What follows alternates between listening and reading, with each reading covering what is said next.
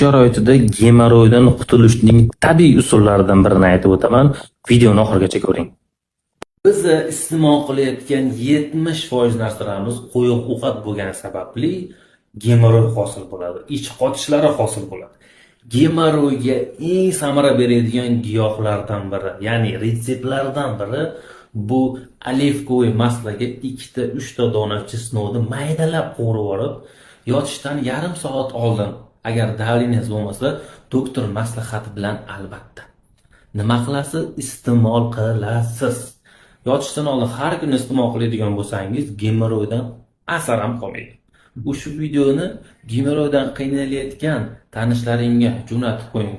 Olivko'y maslani toza rossiyskisini toping, unga 3 ta chesnovni maydalab turib iste'mol qiling. Katta qoshiqda bir mahal yotishdan yarim soat oldin. Qutulasiz. Bundan ham yaxshi ma'lumot olish uchun kommentariyada yaxshi fikringizni qoldiring, like bosing, qo'llab qoldiring.